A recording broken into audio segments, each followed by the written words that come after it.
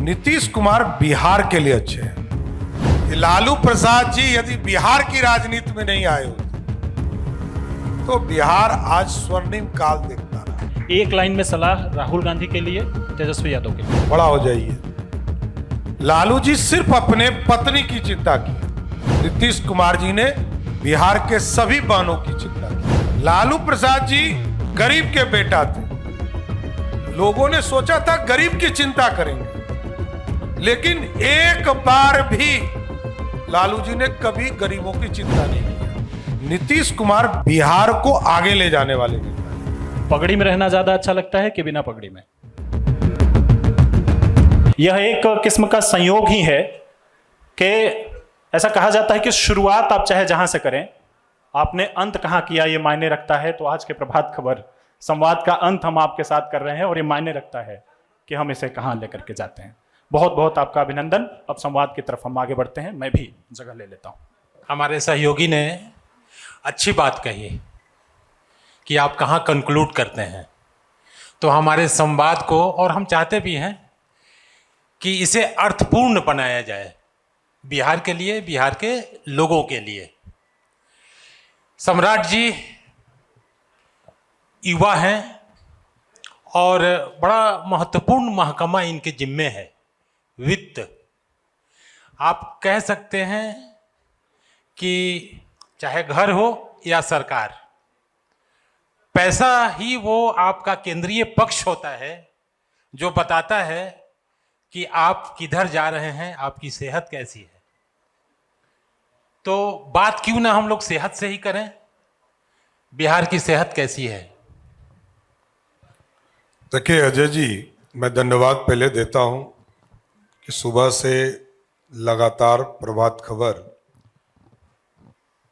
आदरणीय नड्डा जी आए, उसके पहले से भी आप लोग लगातार कार्यक्रम चला रहे।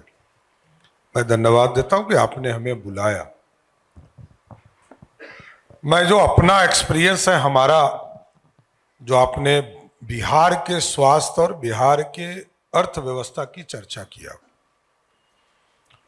मैं जब पहली बार सदन में आया था तो बिहार का बजट 6,000 करोड़ था, ओनली 6,000 करोड़। और उस दौरान भी जब बिहार पूर्ण रूप से बड़ा था, झारखंड और बिहार मिलाकर एक था, सारे उद्योग यहीं थे, टाटा यहीं था, बोकारो यहीं था, कई थर्मल पावर यहीं थे, माइंस यहीं था, रॉयल्टी भी यहीं था। मतलब 2,000 करोड़ रुपया सिर्फ रॉयल्टी से आता था, मतलब 1/3 ऑफ बजट। उस बिहार को जो प्रगति करनी थी वो रुका हुआ था। इसलिए मैंने कहा कि जब सभी प्रदेश बढ़ रहे थे उस समय बिहार फंसा हुआ था। और मैं बता रहा हूं कि 2000 में जब बिहार और झारखंड बटा तो बिहार में 13%, ओनली 13% रेवेन्यू थे इस बिहार में, और 87% रेवेन्यू उस झारखंड में था जो हमसे बट के जा रहा था। लेकिन सरदे अटल बिहारी वाजपेयी जी ने आदिवासी समाज के कल्याण के लिए झारखंड को बंटने का निर्णय ले चुके थे, और सभी पार्टियों ने मोरलेस बिहार में 325 विधायकों में से 322 विधायकों ने इसका समर्थन किया। वैसे हम लोग पत्थर ही रखे थे सीने पे, इसमें भी कहीं दो मत नहीं, पत्थर रख के वोट कर रहे थे। लेकिन मैं तो कई विभागों में काम किया, वित्त का अनुभव पिछले 2 वर्षों से आया, समय और परिस्थिति को भी मैंने देखा बदलते हुए। आदरणीय नीतीश कुमार जी 2005 में आए, सुशील मोदी जी आए, और बिहार का प्रबंधन शुरू हुआ।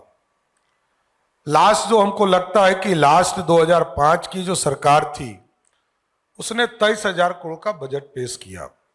और उसके बाद सरकमस्टांसेस बदलते गए। बूटा सिंह जी आए तो उन्होंने 28,000 करोड़ किया और वहां से ड्रास्टिक चेंज हुआ।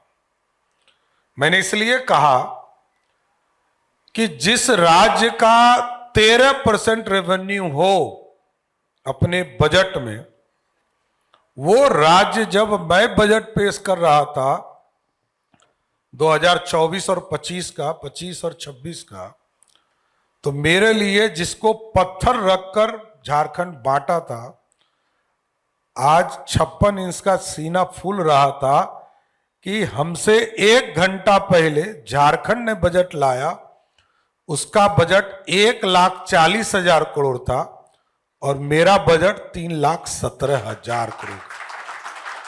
यह बदला हुआ बिहार है। आज भी हैवी इंडस्ट्री नहीं है, मैं फिर बोल रहा हूं, हैवी इंडस्ट्री आज भी नहीं। इसके बावजूद, क्योंकि अभी तक सड़क नहीं था, वाटर मैनेजमेंट नहीं था, बिजली नहीं था, घरों तक पानी नहीं था, बेसिक एम्यूनिटीज को पहुंचाने का काम सरकार कर रही थी। आप लोगों ने देखा होगा कि 2020 से लगातार नीतीश कुमार जी के नेतृत्व में इथेनॉल के 17 प्लांट खुले, हिंदुस्तान का सबसे बड़ा बॉटलिंग प्लांट बिहार में खुला। आज पावर सेक्टर में सबसे ज्यादा इन्वेस्टमेंट बिहार में हो रहा है। अभी आदरणीय प्रधानमंत्री जी विक्रमगंज आए थे तो उन्होंने 39,000 करोड़ रुपया का इन्वेस्टमेंट पावर सेक्टर में, जो हम लोगों ने एमओयू किया था पिछले बिजनेस समिट में, उसका नवीनगर में शिलान्यास करने का काम किया। और इसके बाद अभी परसों आदरणीय प्रधानमंत्री जी पूर्णिया आ रहे हैं। पूर्णिया में लगभग 26,000 करोड़ का इन्वेस्टमेंट पावर सेक्टर में हमारे यहां जो पीरपैती में पावर थर्मल प्लांट लग रहा है उसके लिए होने जा रहा है। तो ये बदला हुआ बिहार है, जहां हम इंडस्ट्री सोच भी नहीं सकते थे वहां इंडस्ट्री है।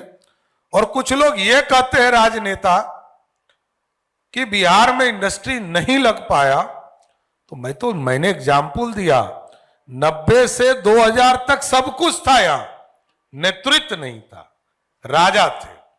बिहार में मुख्यमंत्री नहीं, राजा थे। राजा के नेतृत्व में बिहार चल रहा था और राजा अपने हिसाब से अपने जीवन को जीते थे। जी, जैसा कि आपने बताया, और बिहार की माली हालत कैसी है। बिहार को लेकर एक कहा जाता है कि काऊ बेल्ट, मुझे नहीं लगता है यह सुनने में किसी भी बिहारी को अच्छा लगता है। और आपकी बात सुनने से जरूर ऐसा लगता है कि स्थितियां बेहतर हुई हैं। तो क्या आप बता सकते हैं कि विकसित राज्यों की श्रेणी में हम कब अपने आप को पाएंगे? देखिए, हम गाड़ी रफ्तार पकड़ चुका है। अब जनता, क्योंकि मैंडेट बिहार में अभी तक जो 20 साल का ट्रैक रिकॉर्ड है, विकास विकास विकास के मॉडल पे चलती है। यहां जातिवाद खत्म हो चुके हैं, जातियों का गठबंधन टूट चुका है। नहीं तो 206 सीटें नीतीश कुमार जी को कैसे आता? एनडीए इतनी बार सरकारें यहां कैसे बनाता? इसलिए मेरा मानना है कि जातियों का गठबंधन टूट चुका, सबको विकास चाहिए, और इसलिए मैं कहता हूं कि रफ्तार पकड़ चुका। आप याद कीजिए अजय जी, पटना से गया जी जाने में 4 घंटा लगता था, अब हम 1.25 घंटे में जाते हैं। पटना से बेगूसराय जाने में 3 घंटा लगता था, अब हम 1.5 घंटे में जाते हैं। पटना से मुजफ्फरपुर 3.5 घंटा लगता था, 1.25 घंटे में जा रहे। एयर ट्रैफिक बदला। जिस बिहार में एक एयरपोर्ट था, आज गया जी एयरपोर्ट है, दरभंगा एयरपोर्ट है, और परसों से पूर्णिया एयरपोर्ट भी आदरणीय प्रधानमंत्री जी चालू कर देंगे। तो एयर ट्रैफिक, रोड का मैंने स्थिति बताया, रेलवे अच्छा रहा है, 1-2 जिले छूटे थे उसको भी उसमें जोड़ दिया गया।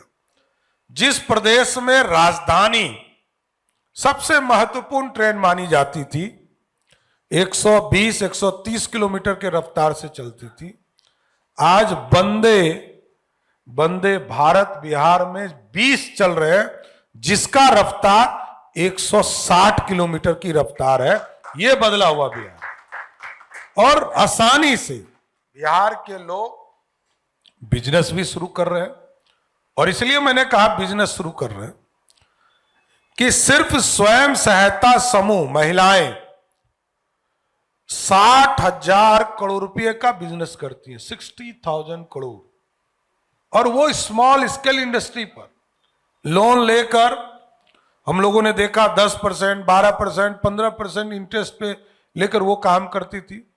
नीतीश कुमार जी की सरकार ने तय किया कि हम इसको, हमारी जो बहनें हैं, जीविका दीदियां हैं, उनको सिर्फ और सिर्फ 7% के इंटरेस्ट रेट पर हम उनको राशि उपलब्ध कराएंगे।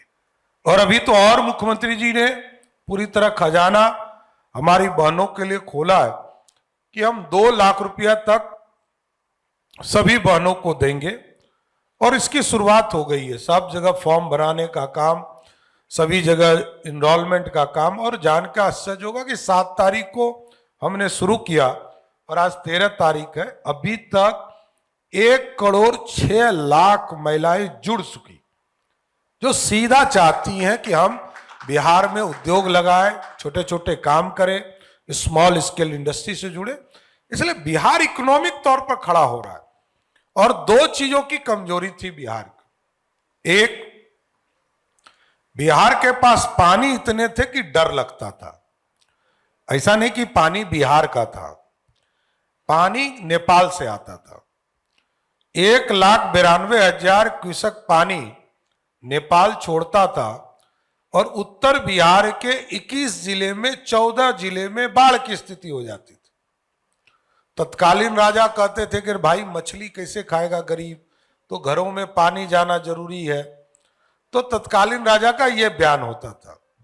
लेकिन आज के सेवक के द्वारा यह कहा जाता है कि हमने बांध का स्ट्रेंथनिंग किया, बांध को सिंचाई युक्त बनाया। आज गर्व से कह सकता हूं कि पिछले 4 टर्म में बिहार की जनता को 14 लाख हेक्टेयर जमीन सिंचित करके देने का काम किया गया। और पिछले साल जब बाढ़ आया तो 6,48,000 क्यूसेक पानी नेपाल ने छोड़े, तब भी मात्र 156 गांव जो रिवर बेड में थे, सिर्फ वहां पानी आया। तो यह बदला हुआ बिहार है। आज उद्योग लगाने के लिए लोग जमीन खोज रहे हैं कि हमको उद्योग लगाने के लिए जमीन दीजिए, क्योंकि बिहार का इंफ्रास्ट्रक्चर लगभग मेरा मानना है कि ठीक हो चुका, जबकि कई एक्सप्रेसवे और बनने हैं। लेकिन अब उद्योग का समय आ गया, बड़े उद्योग, क्योंकि झारखंड जो उद्योग चला गया, तो वैसे कई इंडस्ट्री को बिहार में लाना पड़ेगा। और कल ही पीयूष गोयल जी आए थे और उन्होंने एक इंडस्ट्रियल कॉरिडोर हम गया जी में बना रहे हैं, लगभग 3,000 एकड़ जमीन में। और उन्होंने घोषणा करके गए हैं कि हम 4 इंडस्ट्रियल कॉरिडोर और बिहार को देंगे, जिससे बिहार में इंडस्ट्री का माहौल खड़ा हो। एक बात बिहार में अभी मशहूर हो रही है, CD रेशियो, क्रेडिट और डेबिट रेशियो। यह तथ्य भी है और बाकी लोगों के द्वारा उठाया भी जा रहा है कि जितना पैसा बिहार के बैंकों में जमा होता है, वह पैसा वापस लोगों को ऋण के रूप में मिलना चाहिए। जो अन्य राज्यों में मिल रहा है उस तुलना में बिहार में उसका रेशियो कमजोर है। नहीं, कमजोर नहीं है। देखिए, इस बिहार में 22% CD रेशियो था, आज 59% CD रेशियो है। कैसे कह रहा है कोई? कहां 22, कहां 60? मतलब 40% का इंक्रीजमेंट हुआ है। हम मानते हैं इसको 100% करना है, इसमें कहीं दो मत नहीं, क्योंकि बिहार का पैसा बिहार में लगे, इसमें कौन रोकेगा। लेकिन इसको बढ़ाना पड़ेगा नीचे, स्मॉल स्केल इंडस्ट्रीज। और क्योंकि पैसा तो लेना होगा लोन के तौर पर, जो बिहार के लोग बैंकों में जमा करते हैं, तो बैंक तो ऐसे पैसा देगा नहीं, बैंक को किसी न किसी मैकेनिज्म से लाना पड़ेगा। हैवी इंडस्ट्री था नहीं तो सीडी रेशियो आएगा कहां से। छोटे छोटे स्मॉल स्केल इंडस्ट्रीज, मैंने इसी के लिए कहा कि 22% से बढ़कर ये 59% हुआ है। ये बड़ा अचीवमेंट है, लेकिन इसको और बढ़ाने की जरूरत है, ये मैं फिर कहता हूं। जी, दो विषय ऐसे हैं जो हाल के दिनों में बिहार की जनता को सबसे ज्यादा कम्युनिकेट किया गया है। एक विषय है कि यात्रा निकली और यात्रा में कहा गया कि वोट चोरी हुई है, और दूसरा विषय है कि हम आइडियाज अपने चुनावी कैंपेन में बताते हैं और अगले दिन वो हमें ट्विटर या फेसबुक पर दिखाई दे जाते हैं सरकार की तरफ से। एसआईआर पर मैं बोलना चाहता हूं, लोकतंत्र है, यहां गरीब का बेटा लोकतंत्र से जीत कर आता है और सत्ता के शीर्ष पर बैठता है। यहां राजा का बेटा नहीं जीत सकता है। और तत्कालीन विरोधी दल के नेता लालू प्रसाद जी ने कहा था कि रानी के पेट से राजा नहीं पैदा होगा। ये 88-89 की बात मैं कर रहा हूं। तो ये लालू जी ने कहा है कि रानी के पेट से राजा नहीं पैदा होगा, और आज तक बिहार के लोकतंत्र में कोई रानी के पेट से राजा पैदा भी नहीं हुआ है। यह भी बड़ी बात है। दूसरी, जो लोकतंत्र है, जिस देश में कांग्रेस पार्टी ने बिना लॉ की डिग्री लिए हुए व्यक्ति को भी इस देश का सुप्रीम कोर्ट का चीफ जस्टिस बनाया। जज बनने के बाद वो राज्यसभा लोकसभा सब लड़े और फिर सुप्रीम कोर्ट चले गए, सुप्रीम कोर्ट के जज बन गए। और बिहार यही गांधी मैदान है जहां हमारे पहले आप जो पैनल आपके यहां आए थे, सिद्दीकी साहब, ये लोग सब जेपी के अनुयायी थे। ये लोग इसी चौराहे से लाठी खाकर राजनीति में आए। जिसने लाठी मारा है उसी के गोद में खेल रहे हैं। आज समझिए, कांग्रेस पार्टी ने लालू प्रसाद जी को डाकोंगला चौराहे पर मारकर तोड़ दिया, हाथ तोड़ दिया। उसके साथ वो चले गए तो ठीक है, लोकतंत्र अपना अपना है। लेकिन याद कीजिए 1974-75 का आंदोलन, जब इस देश का जो राजनेता थे सब जेल में थे, पत्रकार जेल में थे, और इस देश का कोई भी फिल्म स्टार भी अपने मन से कोई बयान नहीं दे सकता था, कोई फिल्म नहीं बना सकता था। देश ने वो काला अध्याय देखा है। आज तो लोकतंत्र है। और आप समझिए, 11 साल से प्रधानमंत्री नरेंद्र मोदी जी हैं। इस देश में ऐसी 5 भी सरकार नहीं है जिसको बर्खास्त करनी पड़ी। लेकिन श्रीमती इंदिरा गांधी हो, राजीव गांधी हो, मनमोहन सिंह की सरकार हो, नरसिंहा राव की सरकार हो, 168 बार कांग्रेस पार्टी ने लोकतंत्र को कुचलने का काम किया। और मैं बता रहा हूं, पूरा कर देता हूं अजय जी आपका। एसआईआर श्री राजीव गांधी जी के समय भी हुआ, अटल बिहारी वाजपेयी जी के भी समय हुआ, राबड़ी देवी जी बिहार की मुख्यमंत्री थी तब भी हुआ, और आज जो उनके दोनों विरोधी दल के नेता प्रश्न उठाते हैं, एक 55 साल का बच्चा है, एक तो बच्चा ही है, चलिए कोई बात नहीं। आप देखिए, जब सासाराम आए राहुल गांधी जी, तो उन्होंने कहा एक महिला के बारे में जो औरंगाबाद की रहने वाली थी कि इनका वोटर लिस्ट से नाम काट दिया गया। वो बेचारी घर गई, उनके वोटर लिस्ट का नाम आ गया। पहले से राहुल गांधी जी, यदि उनके परिवार के लोगों ने या लालू जी के परिवार के लोगों ने राघोपुर पर ध्यान दिया होता तो राघोपुर सिंगापुर बन गया होता। राघोपुर के लोगों को दिल्ली बुलाया और कहा कि इनका नाम कट गया। वो जो है व्यक्ति घर आया, उसका भी वोटर लिस्ट में नाम। स्वयं एक वरिष्ठ ऑफिसर ने कहा सनसनी बनाने के लिए, ये लोग सनसनी बनाते हैं, नथिंग एल्स। स्वयं नेता विरोधी दल ने कहा कि मेरा वोटर लिस्ट में नाम नहीं है। 2015 का एफिडेविट देखिए, 2020 का एफिडेविट देखिए, जो ईपिक नंबर होगा वही ईपिक नंबर आज भी कौटिल्या नगर में उनके वोटर लिस्ट में नाम है, लेकिन उन्होंने एक डुप्लीकेट ईपिक लेकर आए। अब इसका क्या जवाब है? मैं कहता हूं कि एसआईआर, मरे हुए वोट का विरोध कौन करेगा? जिनका 2 जगह वोटर लिस्ट में नाम है उसका विरोध कौन करेगा? और यदि हमको इतना ही लाभ मिलता मरे हुए वोट से या इससे, तो हम एसआईआर क्यों कराते? हमारे पास तो 303 सीटें थी, घट के 240 हो गई। हमारे लिए तो लॉस का धंधा है। आप समझिए, ये लोकतंत्र को साफ करना है, सिस्टमैटिक करना है, इसलिए ये काम किए जाना है। दूसरा जो आपने पक्ष रखा कि हम घोषणा करते हैं, एक घोषणा बता दीजिए।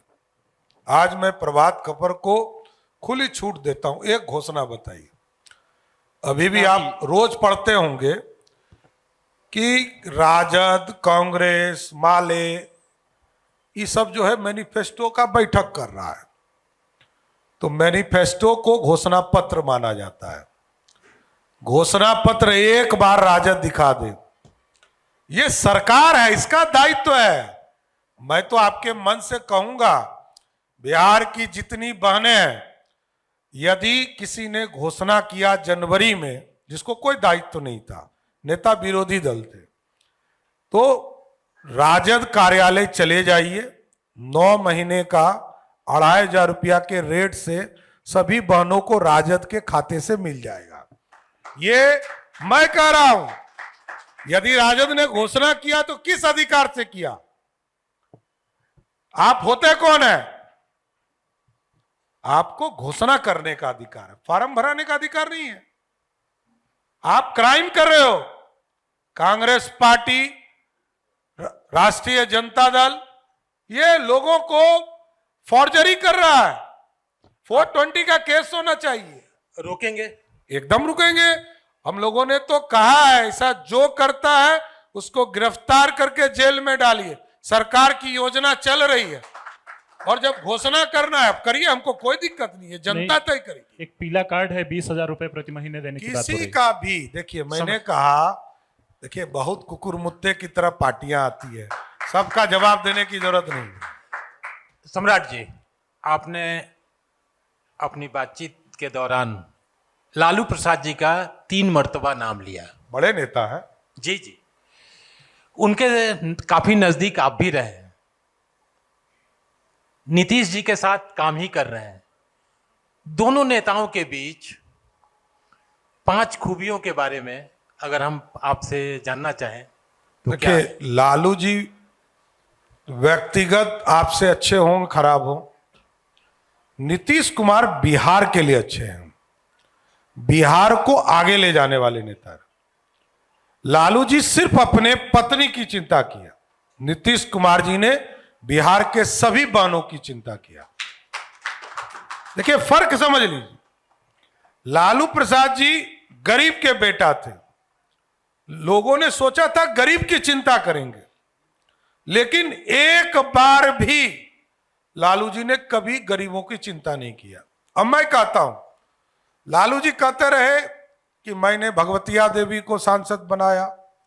अरे भाई, लालू जी तो जब हाफ पैंट नहीं पहनते होंगे, बड़े हैं हमारे, तब भगवतिया देवी एमएलए हो गई थी।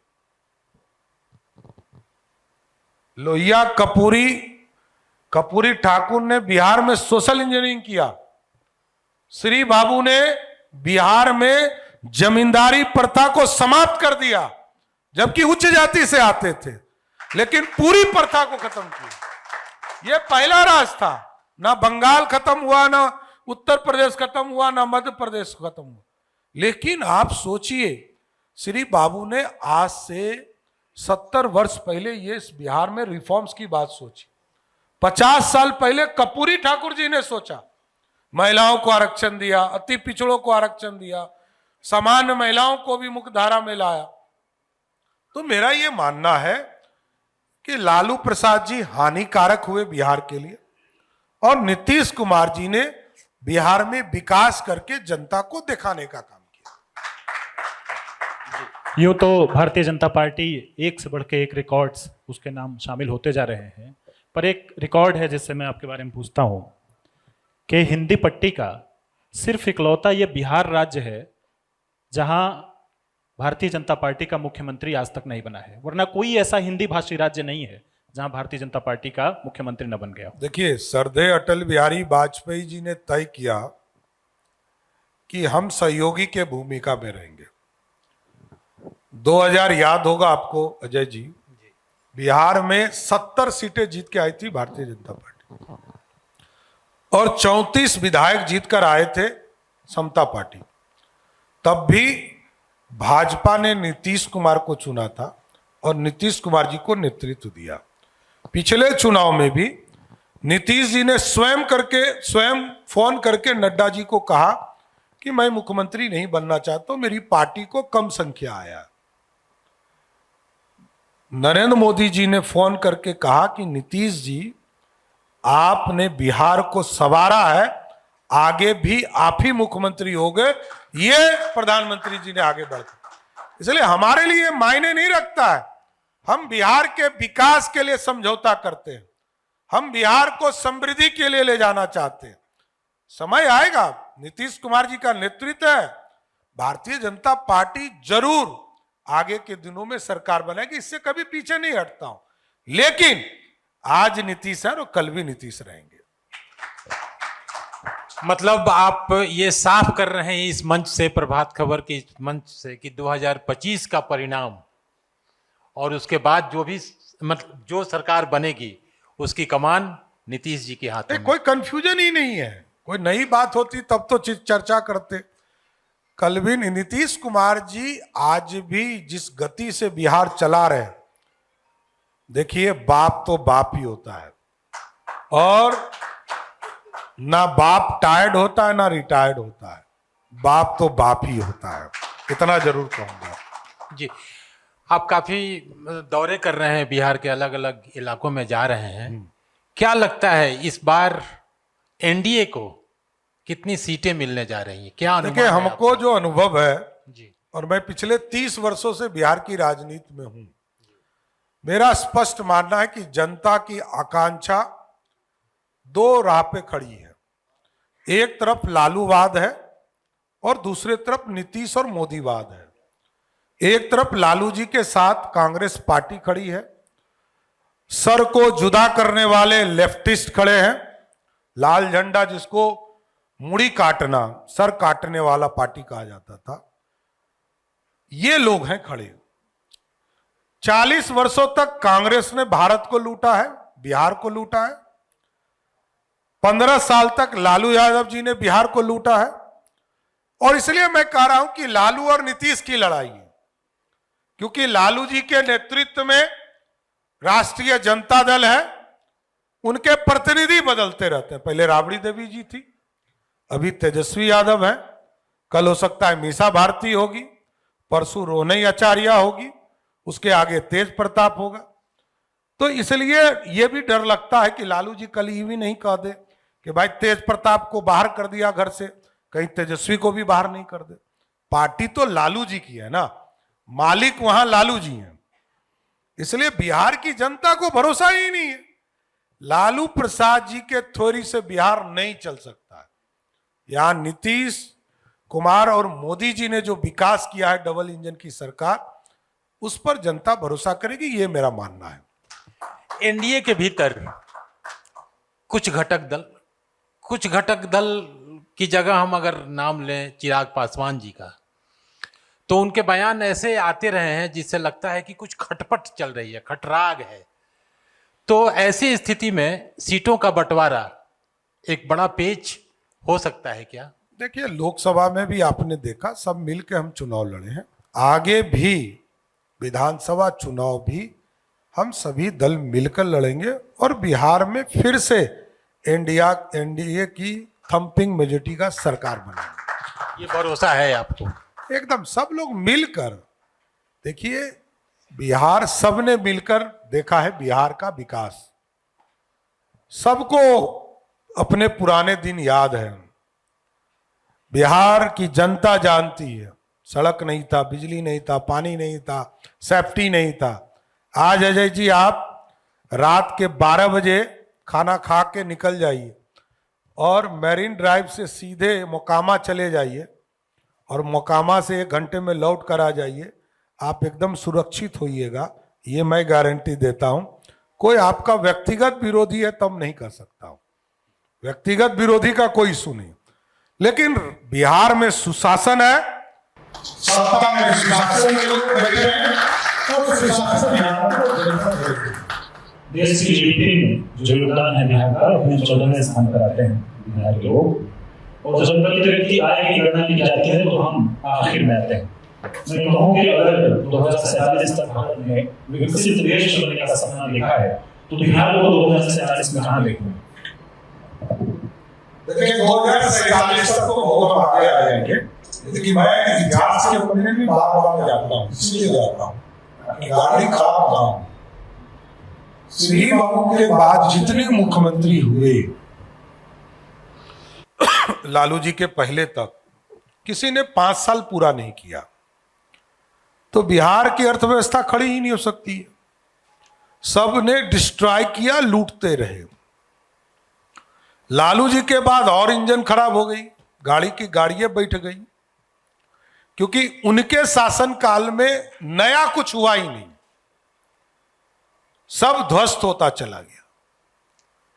तो ओरिजिनल यदि बिहार की जीडीपी को आप देखिएगा तो 2005 से शुरू हुआ और 2005 से आज लगभग 20 साल नीतीश कुमार जी के हुए हैं।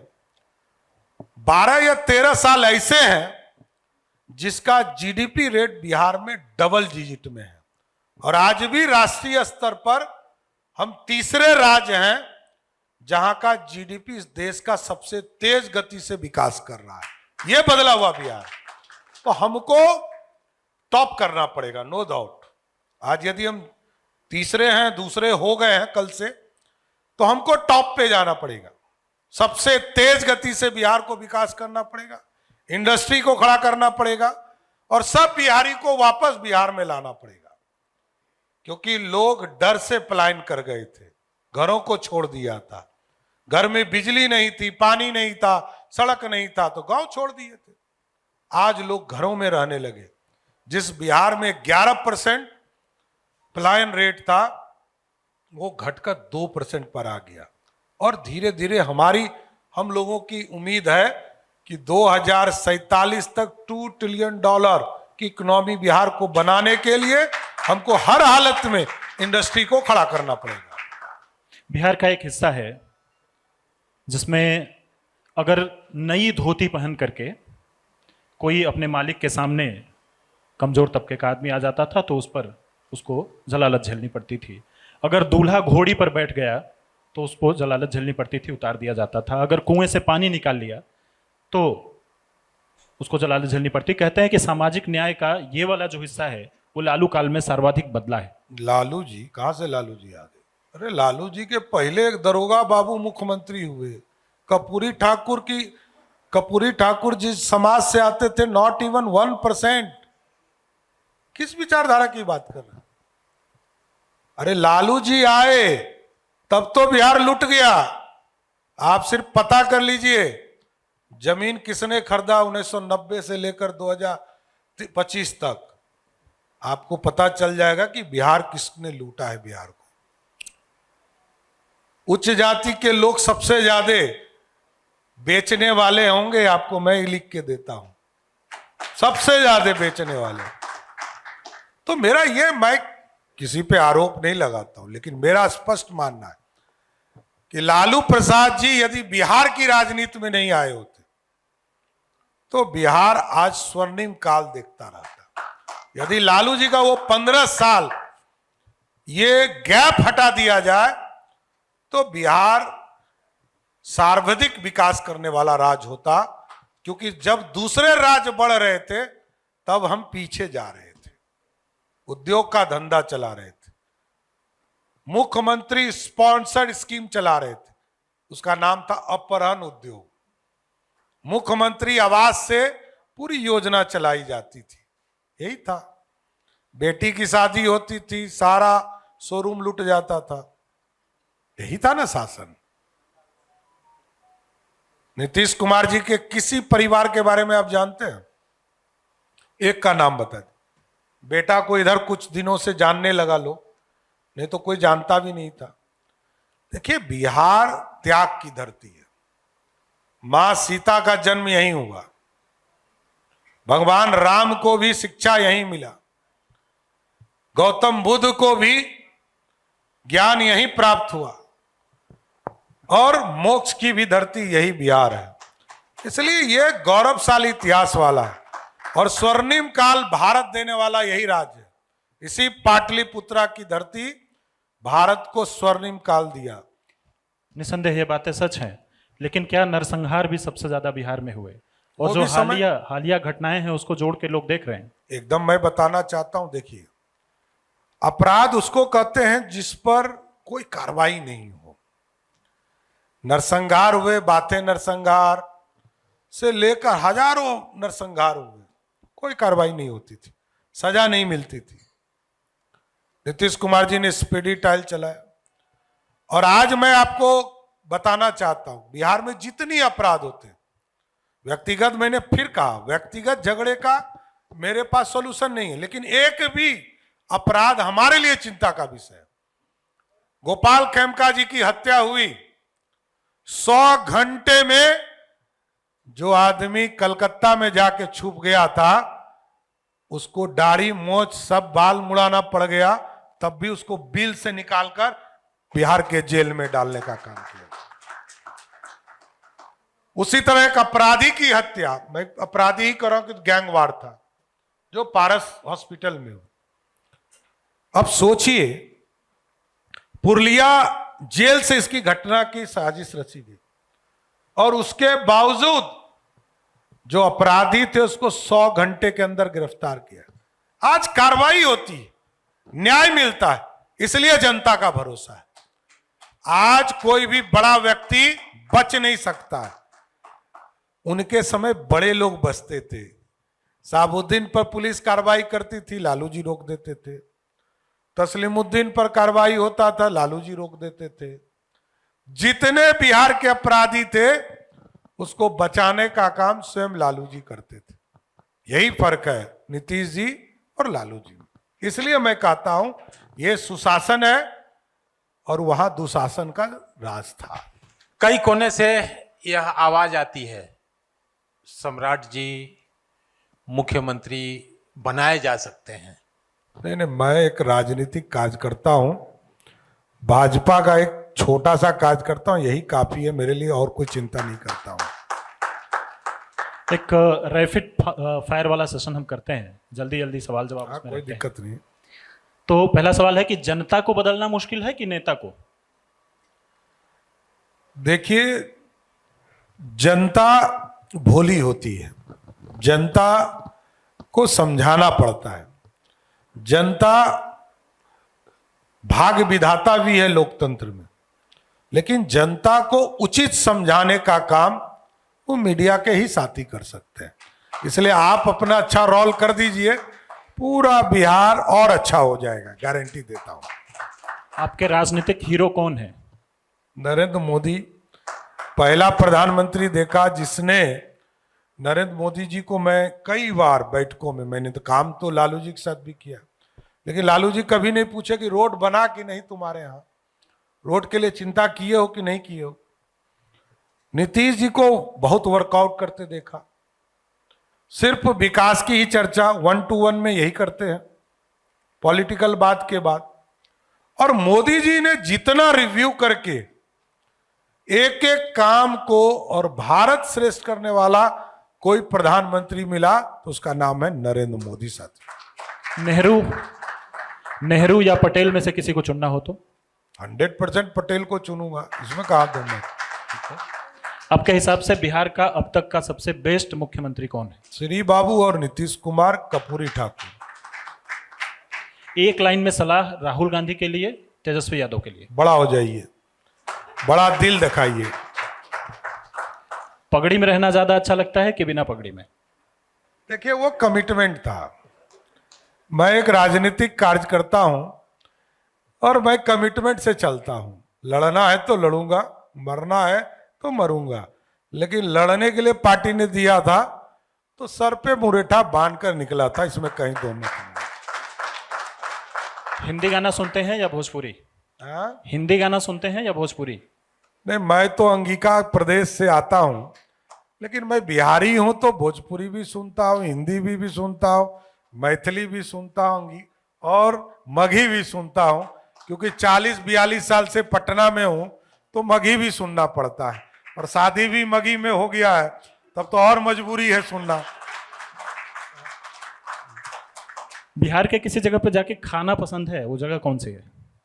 पाल होटल आज से 20-25 साल पहले तक था, अब तो जगह बदल गए। नहीं तो पाल होटल जब स्टेशन पे उतरते थे सबसे अच्छा वहीं खाते थे, और नहीं तो फिर एगो सिंगाड़ा का दुकान है यहाँ पर बाटा मोड़ पर, तो बाटा मोड़ पर आकाशवाणी के पास खड़ा होकर सिंगाड़ा बहुत खाया है मैंने। पुणे पर क्या कोई ऐसी कौन है? चीज है जिसको सम्राट चौधरी को पछतावा हो? पछतावा एक है कि 15 साल मैंने थोड़ा खराब किया राजद के साथ रहकर। बिहार को गति देने का जरूरत था, चाहे जो भी कारण रहा हो, राजनीति तो समय और वक्त कराता है। शर्ट पैंट या कुर्ता पजामा? अब तो पिछले 27-28 साल से यही पहन रहा हूं, अब तो ऊपर भी जाना है, किसी के साथ जाना है, इसमें और कहाँ दो मत। जब एकदम एकांत में होते हैं, अकेले में होते हैं, तो बिहार के लिए ख्याल क्या आता है? लगता है कि बॉम्बे कब बनेगा, दिल्ली कब बनेगा, इसलिए सोचता हूं कितना काम करना पड़ेगा, किसी भी सीएम को कितना काम करना पड़ेगा कि मुंबई महाराष्ट्र हम बने, दिल्ली हम बने, उसके लिए बिहार को कितना काम करना पड़ेगा, और कितनी चीजों में हम फंसे भी हुए हैं बिहार के लोग। लेकिन इसके बावजूद लगता है कि इसके काम को अभी बिहार में यदि 15 घंटे 20 घंटे लोग काम कर रहे हैं, ये तो 30 घंटा काम करना पड़ेगा, 24 घंटा ही समय होता है, तब बिहार को हम रफ्तार में ला पाएंगे पूर्ण रूप से। इसलिए ये चिंता है कि बिहार समृद्ध हो, क्योंकि इतिहास के पन्ने में यही लिखा जाएगा कि हम लोग वित्त मंत्री थे और बिहार आगे बढ़े, यही कल्पना करता हूं। आखिरी सवाल कि क्या अब सम्राट चौधरी की बैठक अपने कॉलेज यूनिवर्सिटी उस दौर के दोस्तों से होती है? जरूर होती है, क्यों नहीं, स्वाभाविक है, क्योंकि अभी मैं ज्यादा इंगेज्ड हूं पार्टी के अध्यक्ष के बाद, नेता विरोधी दल, उसके पहले मंत्री होता था, मंत्री के पास समय होता है, लेकिन पार्टी ने जब अध्यक्ष बनाया, संगठन का पूरा भार दिया, एक एक कार्यकर्ता हमसे जुड़े, आज उप मुख्यमंत्री हो, मुख्यमंत्री नीतीश कुमार जी के साथ काम कर रहा हूं, तो थोड़ा समय घटा है मेरा, इसमें कहीं तो मत। हमारे कई कार्यकर्ता हमसे मिल भी नहीं पाते, मैं जानता हूं, लेकिन लगता है कि सरकार में दायित्व दिया है पार्टी ने, और नीतीश कुमार जी जैसा मुख्यमंत्री है जो सबसे ज्यादा हिसाब लेते हैं, तो डिलीवर करना पड़ेगा, यू हैव टू डिलीवर। और आज मोदी जी जैसे प्रधानमंत्री हैं जो 18 से 20 घंटे काम करते हैं और डिलीवर करते हैं, तो हमको भी अपने विभाग के माध्यम से बिहार की जनता के लिए डिलीवर करना पड़ेगा। इसलिए हम नहीं भी मिल पा रहे हैं तो हम अपने दोस्त और अपने कार्यकर्ता के लिए ही काम कर रहे हैं। बहुत सारे मुद्दों पर आपने बेहद साफगोई के साथ बातें कही, और प्रभात खबर के इस संवाद में आपने समय निकाला, आप यहाँ पधारे, आपके प्रति आभार। प्रभात खबर परिवार की ओर से हम कृतज्ञता जाहिर करना चाहते हैं कि आप यहाँ आए। बहुत बहुत धन्यवाद। बहुत बहुत धन्यवाद अजय जी। मैं एक बार आह्वान करता हूं हमारे प्रधान संपादक आशुतोष चतुर्वेदी जी से कि आधिकारिक तौर पे सत्र को समाप्त कर दें, चूंकि हम अब आखिरी लम्हों में हैं। आप सभी ने आज सुबह से ही मैंने देखा कि कितनी तल्लीनता और कितनी उत्सुकता के साथ हमारा साथ दिया। मैं एक बार जोरदार तालियों से आप सबका खुद का स्वागत करवाना चाहता हूं और आपका धन्यवाद करना चाहता हूं और मंच पे हमारे प्रधान संपादक आशुतोष चतुर्वेदी जी। बहुत बहुत आभार और धन्यवाद सम्राट चौधरी जी, और इस संवाद में आने के लिए। और वैसे भी हम लोगों के जितने भी प्रभात खबर के आयोजन होते हैं और हम लोग जब भी उनसे आने का अनुरोध करते हैं और हम लोगों के कार्यक्रम के लिए समय निकालते हैं। और आज का जो साफगोई से आपने और बहुत ही बखूबी जवाब दिए हैं उसके लिए बहुत बहुत धन्यवाद। और उम्मीद है कि हम लोग जो है आगे भी मिलते रहेंगे, संवाद होता रहेगा। बहुत बहुत आभार, धन्यवाद।